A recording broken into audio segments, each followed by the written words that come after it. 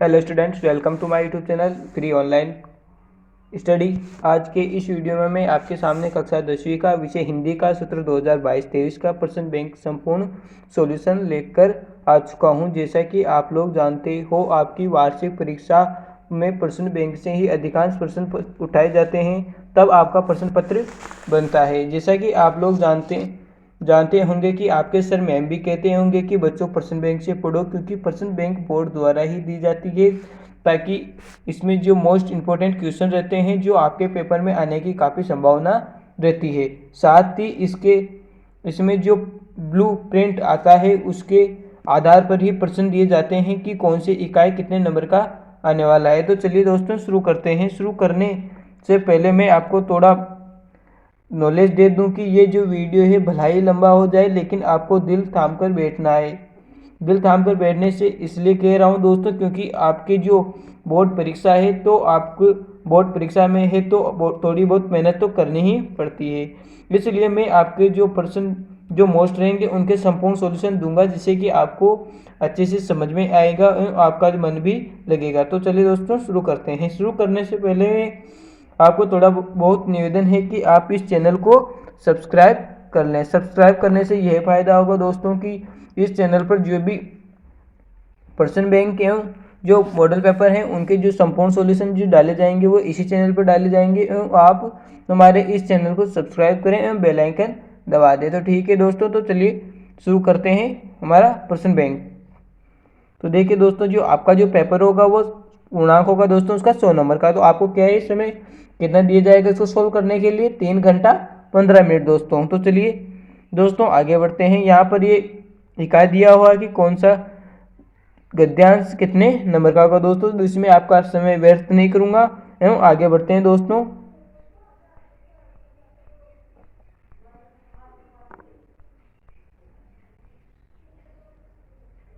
चलिए दोस्तों शुरू होता है हमारा प्रश्न बैंक। तो देखिए इसमें जो पहला पार्ट है उसका क्या नाम है दोस्तों? पार्ट का नाम है माता का आंचल। तो देखिए दोस्तों, माता का जो आंचल है इसे हम अब पढ़ेंगे। तो देखिए दोस्तों, आपके सामने वस्तुनिष्ठ प्रश्न जो आपको सही उत्तर चुनने हैं। तो देखिए दोस्तों, हमारा जो पहला क्वेश्चन है, माता का आंचल नामक कहानी के लेखक हैं। इसके कौन से लेखक हैं दोस्तों? तो इसका उत्तर हो जाएगा ब शिव पूजन साय। दूसरा क्वेश्चन है दोस्तों, लेखक का वास्तविक नाम था। लेखक का वास्तविक क्या नाम था दोस्तों? तारकेश्वर नाथ। आगे बढ़ते हैं दोस्तों। क्वेश्चन नंबर 3, लेखक गली के खिलौना लेकर जाते थे। लेखक गली में खिलौना लेकर जाते थे। किसका खिलौना दोस्तों? काठ का घोड़े। चिरौरी करना मुहावरे का अर्थ है। चिरौरी करना मुहावरे का अर्थ है दोस्तों। चिरौरी करने का क्या अर्थ होगा दोस्तों? विनती करना। इसका सही उत्तर हो जाएगा दोस्तों विनती करना। तो देखिए दोस्तों आगे बढ़ते हैं। क्वेश्चन नंबर 5 है अंतिम है दोस्तों इसका। भोलानाथ पूजा करते समय मस्तक पर तिलक लगाते थे। जो भोलानाथ हैं वो जो पूजा करते थे उस समय मस्तक पर किसका तिलक लगाते थे दोस्तों? उसका सही उत्तर हो जाएगा स भभूत का।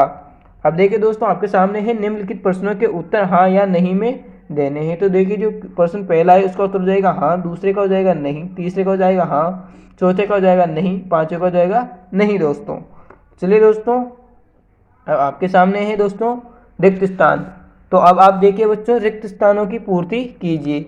देखिए ये जो काफ़ी ज़्यादा मोस्ट हैं वो अच्छे भी हैं, तो मैं ये आपको थोड़ा उत्तर सहित बताऊंगा ताकि आपको किसी में भी कंफ्यूजन न हो। तो ठीक है बच्चों, जैसा कि आप यहाँ देख सकते हैं, रिक्त स्थान लेखक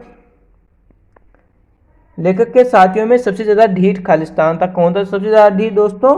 बैजू। कौन था? बैजू। लेखक का बचपन में सबसे अधिक जुड़ाव था किससे जुड़ाव था? उसके बाबूजी से दोस्तों।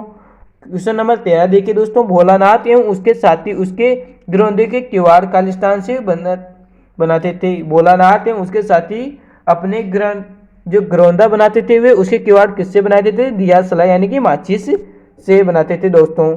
तो देखिए दोस्तों, इसी के दो क्वेश्चन 14 एवं 15। तो देखिए, लेखक बचपन में अपने पिताजी के साथ खालिस्तान खेला करता था। अपने पिताजी के साथ लेखक जो तारकेश्वर नाथ थे वो क्या खेला करते थे दोस्तों?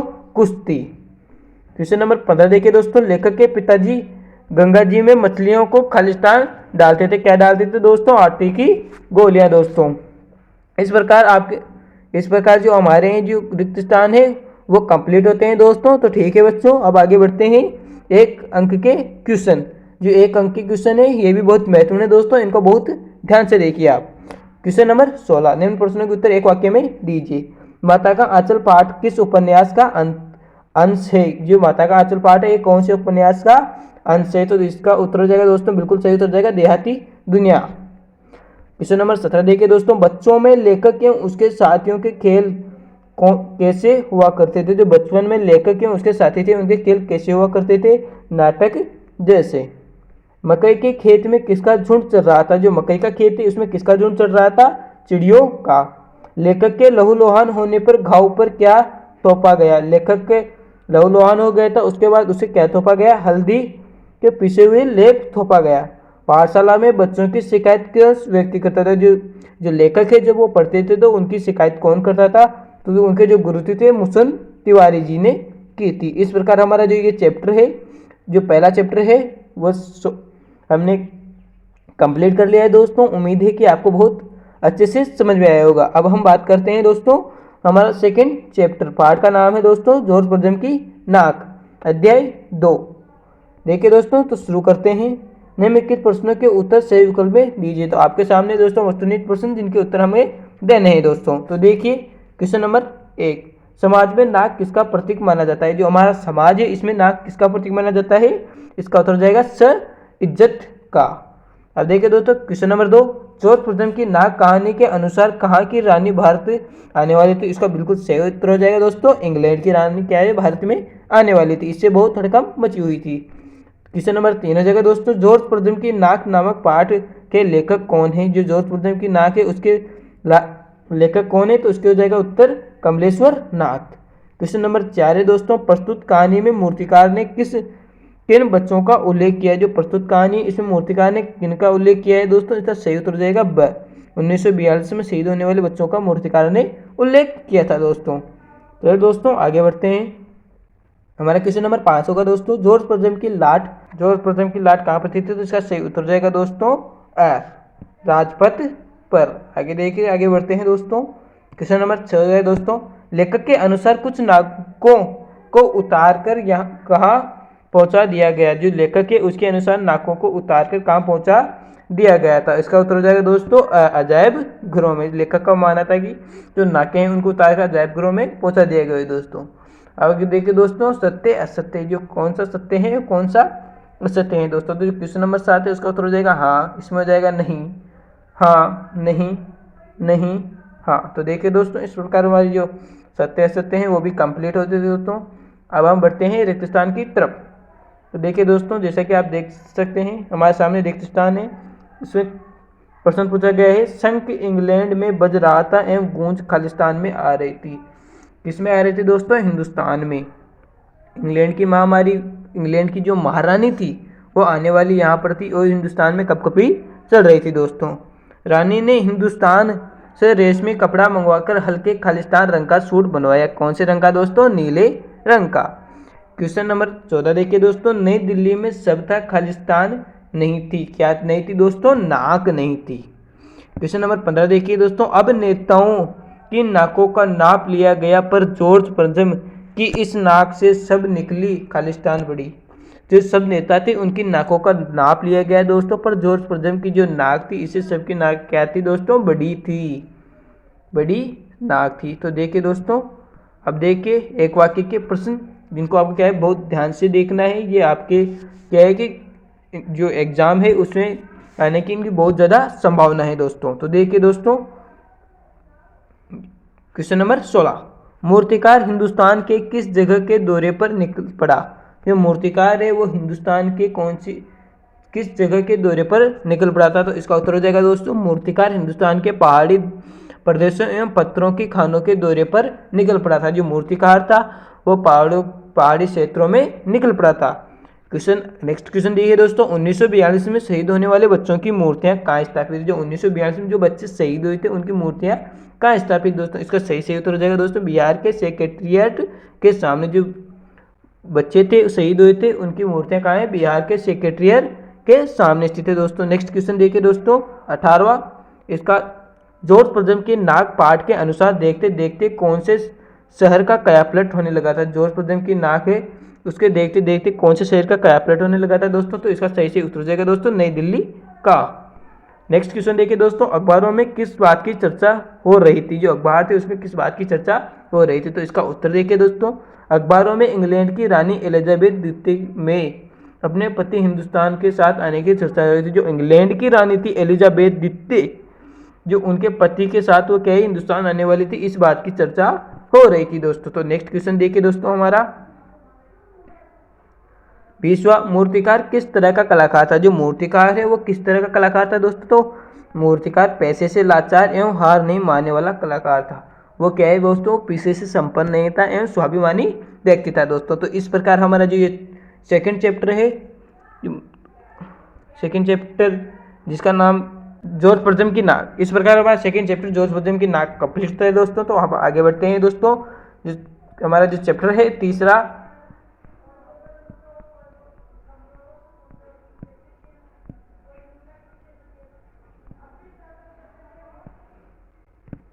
तो देखिए दोस्तों ये हमारा चैप्टर है तीसरा दोस्तों, जिसका नाम है सना सना हाथ जोड़ी। देखिए दोस्तों इसकी जो लेखिका है वो कौन है दोस्तों? मधु कांकरिया, बहुत ही प्रसिद्ध लेखिका है दोस्तों। तो देखिए तो आपके सामने है वस्तुनिष्ठ प्रश्न जिनके उत्तर आपको बिल्कुल सही देने हैं दोस्तों। तो देखिए मधु कांकरिया का जन्म किस स्थान पर हुआ था? जो इस पाठ की लेखिका है मधु कांकरिया, उनका जन्म कहाँ पर हुआ था दोस्तों? इसका सही से उत्तर हो जाएगा ब, कोलकाता में। मधु कांकरिया का जन्म कहाँ पर हुआ था दोस्तों? कोलकाता में। अब देखिए दोस्तों नेक्स्ट क्वेश्चन, सना सना हाथ जोड़ी पाठ की विधा क्या है? जो सना सना हाथ जोड़ी जो पाठ है इसकी विधा क्या है दोस्तों? तो उत्तर हो जाएगा यात्रा वृत्तांत। जो मधु कांकरिया है वो अपनी यात्रा के बारे में बताती है, इसी कारण इसका विधा हो जाएगी दोस्तों यात्रा वृत्तांत। क्वेश्चन नंबर 3 देखिए दोस्तों, लेखिका के ड्राइवर का क्या नाम था? इसका उत्तर हो जाएगा दोस्तों जितेन। क्या नाम था दोस्तों? जितेन। क्वेश्चन नंबर 4 देखिए दोस्तों, सना सना हाथ जोड़ी पाठ में किस शहर के सौंदर्य का वर्णन किया गया है? तो कौन से शहर का? सिक्किम की राजधानी गंगटोक का दोस्तों, सिक्किम की राजधानी गंगटोक का दोस्तों। क्वेश्चन नंबर 5 देखिए दोस्तों, जितेन ने देवी देवताओं के निवास वाली जगह का क्या नाम बताया? जो देवी देवताओं की जगह उसका क्या नाम बताया था जितेन ने? खेदूम। क्या दोस्तों? खेदूम दोस्तों। इस प्रकार हमें बहु वस्तुनिष्ठ प्रश्न है दोस्तों वो कंप्लीट होते हैं दोस्तों। तो हम आगे बढ़ते हैं दोस्तों। अब देखिए दोस्तों आपके सामने है रिक्त स्थान, तो देखिए दोस्तों इन्हें सॉल्व करते हैं दोस्तों। तो देखिए दोस्तों क्वेश्चन नंबर 6, सना सना हाथ जोड़ी पाठ में लेखिका खालिस्तान है कौन है दोस्तों? इसकी मधु कांकरिया इसकी लेखिका है दोस्तों। हिमालय की तीसरी सबसे बड़ी घाटी खालिस्तान है, हिमालय की तीसरी सबसे बड़ी घाटी है दोस्तों कंचनजंगा। क्वेश्चन नंबर 8 देखिए दोस्तों, रकम रकम का अर्थ खालिस्तान है, रकम रकम मतलब तरह तरह। क्वेश्चन नंबर 9 देखिए, जितेन ने युमथांग घाटी में खालिस्तान फिल्म की शूटिंग होने की बात कही थी। कौन सी फिल्म थी दोस्तों? गाइड। जो जितेन था उसने बताया कि ये जो घाटियां हैं यहाँ पर गाइड फिल्म की शूटिंग भी हुई है। क्वेश्चन नंबर देखिए दोस्तों, गंगटोक का अर्थ खालिस्तान है पहाड़। गंगटोक में क्या है दोस्तों? पहाड़ी पहाड़ है, इसी कारण उसका अर्थ पहाड़ से निकाला गया है दोस्तों। अब दोस्तों हमारे सामने है फिर से हाँ या ना, असत्य असत्य में हमें इसका उत्तर देना है। तो इससे मैं आपका ज़रा समय नहीं लूँगा दोस्तों, इसके आपको उत्तर बताता हूँ दोस्तों। जो पहला प्रश्न है, मधु कांकरिया का जन्म सन 1957 में हुआ था दोस्तों, सत्य हो जाएगा दोस्तों। लेखिका ने गंगटोक में मेहनत कक्ष बादशाहों का शहर कहा है, बिल्कुल सत्य हो जाएगा दोस्तों। सना सना हाथ जोड़ी पाठ की विधा निबंध है, बिल्कुल गलत हो जाएगा दोस्तों। इसका उत्तर होगा यात्रा वृत्तांत, तो ये असत्य हो जाएगा दोस्तों। गंगटोक में श्वेत पताकाओं शोक के अवसर पर फहराई जाती है, सत्य हो जाएगा दोस्तों। सना सना हाथ जोड़ी पाठ में महाबलेश्वर शहर के सौंदर्य का वर्णन हुआ है, नहीं दोस्तों गंगटोक के वर्णन हुआ है। अति लघुरात्मक प्रश्न देखिए दोस्तों, जो इसमें आपको गए 1 नंबर के प्रश्न पूछे गए हैं दोस्तों। तो देखिए बहुत ही ध्यान से देखने हैं आपको। लेखिका ने सना सना हाथ जोड़ी प्रार्थना किससे सीखी थी? जो प्रार्थना है किससे सीखी थी? उन्होंने नेपाली युवती से। नेक्स्ट क्वेश्चन देखिए दोस्तों, सना सना हाथ जोड़ी पाठ में किसका वर्णन किया गया है? इसमें किसका वर्णन किया गया है दोस्तों? इसमें लेखिका मधु कांकरिया ने सिक्किम की राजधानी गंगटोक तक हिमालय की यात्राओं का वर्णन किया है दोस्तों। तो देखिए दोस्तों आगे बढ़ते हैं। इस पाठ में लेखिका मधु कांकरिया की प्रमुख रचनाएं कौन कौन सी है? तो मधु कांकरिया की प्रमुख रचनाएं दोस्तों पत्ताखोर, उपन्यास सैयद, सलाम आखिरी, खुले गगन में लाल सितारे, बिताते हुए अंत में यीशु, ये कहानी संग्रह दोस्तों इनका, तथा इन्हें कई यात्रा वृत्तांत भी लिखे हैं दोस्तों। तो देखिए दोस्तों आगे बढ़ते हैं। क्वेश्चन नंबर 19 दोस्तों, पहाड़ी कुत्ते कि मणि ने क्या विशेषता बताई, जो पहाड़ी कुत्ते हैं उनके मणि ने क्या विशेषता बताई। तो मणि ने क्या बताया दोस्तों, तो मणि ने बताया कि पहाड़ी कुत्ते केवल चांदनी रात में भौंकते हैं। जो पहाड़ी कुत्ते हैं ये सिर्फ क्या है, चांदनी रात में ही भौंकते हैं और दिन नहीं भौंकते हैं दोस्तों। तो क्वेश्चन नंबर 20 देखिए दोस्तों, गंगटोक में सुबह आँख खुलते ही लेखिका बालकनी की ओर दौड़ी। तो इसका उत्तर हो जाएगा दोस्तों, इसका कारण क्या था, क्यों दौड़ी थी वह। गंगटोक में सुबह आँख खुलते ही लेखिका बालकनी की ओर कंचनजंगा देखने के लिए दौड़ी। क्यों दौड़ी दोस्तों, कंचनजंगा देखने के लिए। नेक्स्ट क्वेश्चन देखिए दोस्तों, गंगटोक की सुंदरता का क्या कारण है। जो गंगटोक है उसकी सुंदरता का क्या कारण, तो इसका उत्तर हो जाएगा दोस्तों, गंगटोक के निवासी प्रकृति एवं उसके परिदृश्यों की पूजा करते हैं। जो गंगटोक के निवासी उसकी प्रकृति की पूजा करते हैं। उसकी मान्यता है कि जो भी यहाँ गंदगी फैलाएगा उसकी मृत्यु हो जाएगी। यदि स्वतंत्रता गंगटोक की सुंदरता का कारण है, जो यहाँ पर जो गंदगी फैलाता है दोस्तों उसकी मृत्यु हो जाएगी, ऐसा उनका मानना है। ये कारण है कि वहाँ पर गंगटोक की सुंदरता का कारण है दोस्तों। तो इस प्रकार जो हमारा थर्ड चैप्टर था मधु कांकरिया का सना सना हाथ जोड़ी कंप्लीट होता है दोस्तों। अब आगे बढ़ते हैं दोस्तों,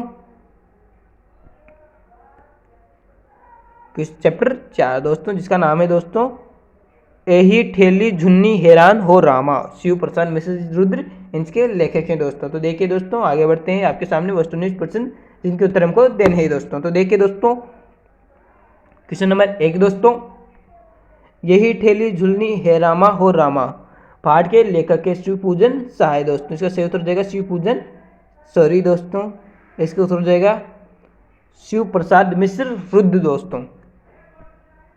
आगे देखिए दोस्तों नेक्स्ट क्वेश्चन सेकंड, बनारस में 4-5 के समूह में गाने वालों की परंपरा को कहा जाता है। जो बनारस है उसमें 4-5 के समूह में गाने वाले को कहा जाता है। तो इसका उत्तर देगा दोस्तों गौन हारिन परंपरा। क्या जाए दोस्तों, गौन हारिन परंपरा। प्रश्न 3 देखिए दोस्तों, आम सभा का आयोजन कहाँ किया जाता है। तो आम सभा का आयोजन किया जाता है दोस्तों टाउन हॉल में। कहाँ किया जाता है दोस्तों, टाउन हॉल में। नेक्स्ट क्वेश्चन देखिए दोस्तों, मन पर किसी का बस नहीं, वह रूप या उभर का कायल नहीं होता, यह किसने कहा। जो मन है इस पर किसी का बस नहीं होता, वह रूप या उम्र का कायल भी नहीं होता, ये किसने कहा था दोस्तों। तो इसका उत्तर हो जाएगा टुन्नू। किसने कहा था दोस्तों, टुन्नू इसका बिल्कुल सही उत्तर हो जाएगा दोस्तों। नेक्स्ट क्वेश्चन देखिए दोस्तों 5, दुलारी के जीवन में टुन्नू के प्रवेश हुए कितना समय हुआ। जो दुलारी है उसके जीवन में टुन्नू को प्रवेश किए कितना समय होता है। इसका सही उत्तर हो जाएगा दोस्तों 6 माह। क्या होता है दोस्तों, 6 माह उसके जीवन में प्रवेश किए उन्हें हुआ था। नेक्स्ट क्वेश्चन देखिए दोस्तों 6, टुन्नू की उम्र कितने वर्ष की थी। जो टुन्नू है उसकी उम्र कितनी थी, 17 वर्ष। टुन्नू कितने साल का था दोस्तों, 17 वर्ष का। क्वेश्चन नेक्स्ट क्वेश्चन देखिए 7, टुन्नू के मरने का समाचार किसने सुनाया। किसने सुनाया था, झिंगूर ने। इसका उत्तर हो जाएगा झिंगूर। इस प्रकार हमारे जो वस्तुनिष्ठ प्रश्न दोस्तों कंप्लीट होते हैं। अब हमारे सामने है अति लघुत्मक प्रश्न। तो देखिए दोस्तों क्वेश्चन नंबर 8, दुलारी एवं टुन्नू पहली बार कहाँ मिले थे। दुलारी एवं टुन्नू है वो पहली बार कहाँ पर मिले थे दोस्तों, कजली दंगल में पहली बार वो मिले थे। कजली दंगल है वहाँ पर वो पहली बार मिले थे दोस्तों। टुन्नू दुलारी के लिए होली के त्यौहार पर क्या उपहार लाया। जो टुन्नू है वो दुलारी के लिए होली के पर क्या त्यौहार लेके आया था, क्या उपहार लेके आया था दोस्तों। तो कद्दर की साड़ी लेकर आया था। क्या लेकर आया था दोस्तों, कद्दर की साड़ी। नेक्स्ट क्वेश्चन देखिए दोस्तों, टुक्कड़ किसे कहा जाता है। जो टुक्कड़ है वो किसे कहा जाता है, शहनाई के साथ बजाया जाने वाला एक तबले जैसा बाजा। जो शहनाई उसके साथ जो तबले जैसा बाजा बजाया जाता है उसे टुक्कड़ कहा जाता है दोस्तों। नेक्स्ट क्वेश्चन देखिए दोस्तों, टुन्नू कहाँ मारा गया। जो टुन्नू है उसकी मृत्यु कहाँ पर हुई थी दोस्तों। तो इसका सही तो उत्तर है टाउन हॉल में हुई थी दोस्तों।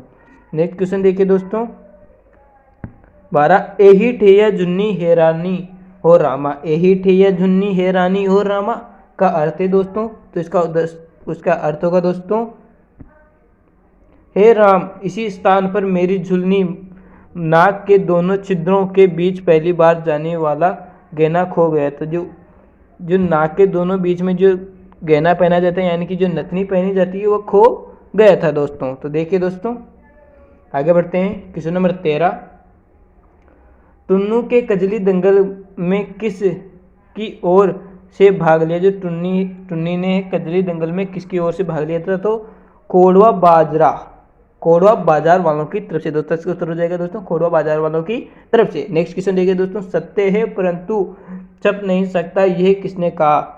यह वाक्य संपादक ने कहा। सत्य है परंतु छप नहीं सकता, ये कहा था संपादक ने। इस प्रकार हमारे जो वह जो एक पंक्ति वाले क्वेश्चन थे दोस्तों वो संपन्न होते हैं, कंप्लीट होते हैं। अब हम बैठते हैं बहुविकल्पी प्रश्न की तरफ दोस्तों। बहुविकल्पी प्रश्न देखिए दोस्तों।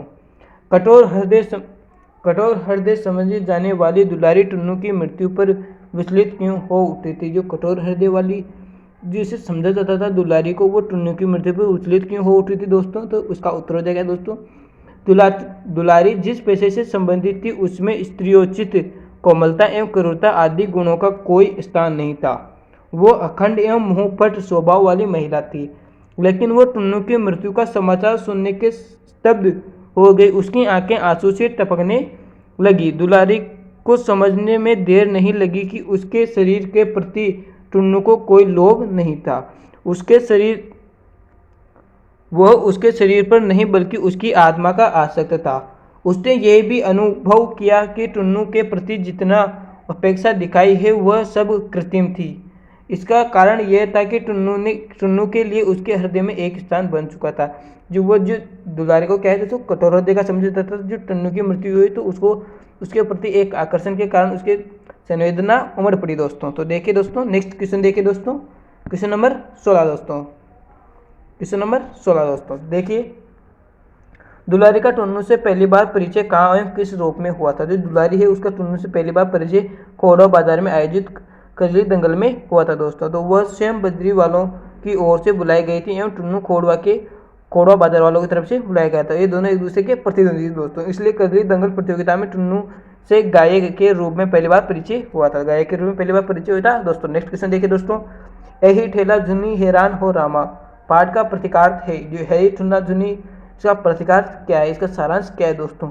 लोकगीत की इस पंक्ति का शाब्दिक अर्थ ये होता है कि हे राम, इसी स्थान पर मेरी नाक की नथनी झुलनी खो गई। किंतु इसका प्रतिकार्थ बड़ा मर्मस्पर्शी है दोस्तों।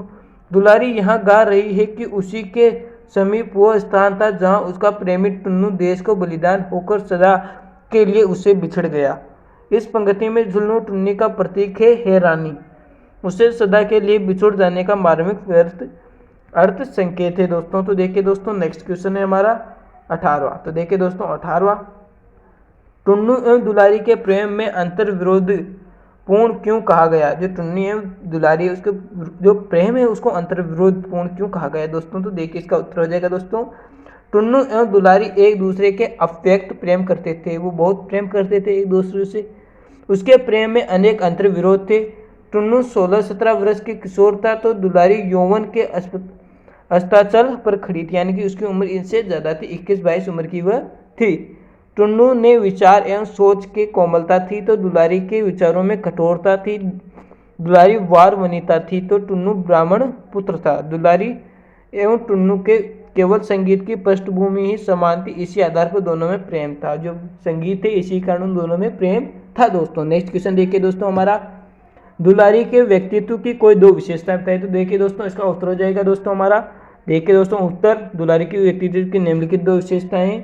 स्वाभिमानी स्त्री थी दोस्तों, वो दुलारी एक स्वाभिमानी स्त्री थी। उसे अपने ऊपर किसी पुरुष का अधिकार व मनमाना स्वीकार नहीं था। सच्चे प्रेम की पारखी दोस्तों, दुलारी जीवन में उससे शरीर के सभी लोभों पुरुषों भी आए थे, लेकिन टुन्नू के सात्विकता एवं निस्वार्थ प्रेम ने वह पहली नज़र में ही पहचान लेती है। टुन्नू उसके हृदय में बस जाता है दोस्तों। जो स्वाभिमानी स्त्री थी वह सच्चे प्रेम की पारखी थी दोस्तों।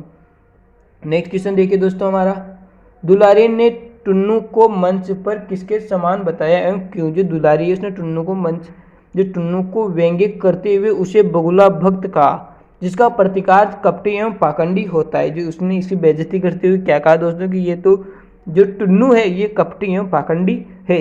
दुलारी ने संक्षेप किया कि वह हंस बनने की कोशिश कर रहा है। ये जो टुन्नू है ये हंस बनने की कोशिश कर रहा है, लेकिन उसका कपटापन चरण एक दिन उसके लिए मुसीबत जरूर खड़ा करेगा, तभी उसके वास्तविक स्वरूप आएगा, ऐसा उसने कहा था दोस्तों। तो देखिए दोस्तों आगे बढ़ते हैं। जो इस प्रकार जो है दोस्तों हमारा जो चैप्टर 4 था दोस्तों, तो ये कंप्लीट होता है दोस्तों। अब आई होप कि आपको समझ में आ रहा होगा दोस्तों। तो आपको क्या है कि ये बहुत ही ध्यान से देखना है दोस्तों। गारंटी देता हूँ दोस्तों कि आपको क्वेश्चन बहुत सारे मिलेंगे दोस्तों। तो देखिए दोस्तों आगे बढ़ते हैं। यार है जो कंप्लीट हो गया है दोस्तों, तो हम बैठते हैं हमारे नेक्स्ट चैप्टर की तरफ, चैप्टर नंबर 5 में क्यों लिखता हूँ। इसके जो लेखक है दोस्तों वो है अज्ञे। तो देखिए दोस्तों हमारे सामने वस्तुनिष्ठ प्रश्न है दोस्तों। तो देखिए वस्तुनिष्ठ प्रश्न दोस्तों, बहुविकल्पी प्रश्न दोस्तों। तो देखिए, मैं क्यों लिखता हूँ मैं पाठ के लेखक कौन है? तो इसके लेखक है दोस्तों अज्ञे। जैसा कि मैंने आपको बताया अज्ञे इसके लेखक है दोस्तों। तो आगे देखिए दोस्तों नेक्स्ट क्वेश्चन, अज्ञे का जन्म उत्तर प्रदेश के देवरिया जिले में कब हुआ था? जो देवरिया जिला है उसमें उनका जन्म कब हुआ था दोस्तों? तो इसका उत्तर हो जाएगा दोस्तों सन 1911 में। इसका बिल्कुल सही उत्तर हो जाएगा दोस्तों। आगे देखिए दोस्तों, अज्ञे एससी कौशिकी हैं। तो कहाँ से है दोस्तों वह? इसका सही उत्तर हो जाएगा दोस्तों। तो देखिए दोस्तों इसका जो सही उत्तर है दोस्तों वह है लाहौर। क्या हो जाएगा दोस्तों? लाहौर। आगे बढ़ते हैं दोस्तों, जो यहाँ पर नेक्स्ट क्वेश्चन है दोस्तों। तो इसका उत्तर हो जाएगा दोस्तों ग, लेखक के आंतरिक जीवन में। आगे देखिए दोस्तों नेक्स्ट क्वेश्चन, पाँच में जाएगा दोस्तों, किस संक्षिप्त वाक्य में बांधना आसान नहीं है? जो बांधना आसान नहीं है, किस वाक्य में बांधना आसान नहीं है? तो दोस्तों इसका उत्तर देखिए दोस्तों, तो इसका उत्तर हो जाएगा दोस्तों ख। क्या हो जाएगा दोस्तों? ख, जीवन के आंतरिक अनुभवों को बांधना आसान नहीं है दोस्तों। तो आगे देखें दोस्तों, क्वेश्चन नंबर 6, लेखक स्वयं किस लिए लिखता है? लेखक किस लिए लिखता है दोस्तों? उपयुक्त सभी। इसका सही उत्तर जाएगा उपयुक्त सभी, यानी कि अपनी आंतरिक व्यवस्थाओं से मुक्ति पाने के लिए लिखता है, तटस्थ होकर आंतरिक व्यवस्थाओं को देखने के लिए लिखता है, आंतरिक व्यवस्थाओं को पहचानने के लिए लिखता है। नेक्स्ट क्वेश्चन देखिए दोस्तों 7, लेखकों के सामने कौन सी व्यवस्था होती है? तो इसका उत्तर हो जाएगा दोस्तों संपादकों के आग्रह की, प्रशासन के का जीके की, आर्थिक आवश्यकताओं की। तो जब इसका उत्तर हो जाएगा दोस्तों उपयुक्त सभी। जब भी आपसे क्वेश्चन पूछा आपके ऑप्शन आ जाएगा उपयुक्त सभी, तो आपको क्या है उपयुक्त सभी पर सही का निशान लगा देना। 100% गारंटी है कि दोस्तों वो आपके बिल्कुल सही होगा दोस्तों। तो देखिए दोस्तों आगे बढ़ते हैं, क्वेश्चन नंबर 8 दोस्तों, हमारा जो अंतिम वस्तुनिष्ठ प्रश्न है दोस्तों ये, लेखक के नेतृत्व में कृतिकार की किस दशा काम महत्व को बताया गया है? तो इसका सही हो जाएगा दोस्तों ग। क्या होगा दोस्तों? स्वभाव एवं आत्म अनुशासन की। दोस्तों देखिए इस प्रकार आप देख सकते हैं हमारे सामने बहुविकल्प प्रश्न यानी कि कंप्लीट हो चुके हैं वो, और अब हमारे सामने अति लघुत्मक प्रश्न, एक पंक्ति के प्रश्न दोस्तों। तो देखिए दोस्तों एक पंक्ति के प्रश्न दोस्तों ये आपसे 11 से 20 तक पूछे जाएंगे दोस्तों। तो देखिए दोस्तों आप देख सकते हैं जैसा कि आपको स्क्रीन पर दिख रहा है दोस्तों, इस प्रकार जो हमारे ये हैं जो कंप्लीट हो चुके हैं दोस्तों। तो आई होप कि आपको जो वीडियो बहुत अच्छा लगा होगा दोस्तों, जो मैंने आपको बहुत ही अच्छी तरीके से समझाया है दोस्तों। तो आई होप कि आप परीक्षा में बहुत अच्छे अंक प्राप्त करेंगे एवं माता पिता एवं गुरुजनों का नाम रोशन करेंगे दोस्तों। तो ऐसे ही और वीडियो में आपके लिए लेकर आऊँगा दोस्तों। तो आप इस चैनल को सब्सक्राइब कर लीजिएगा दोस्तों। तब तक के लिए जय हिंद जय भारत।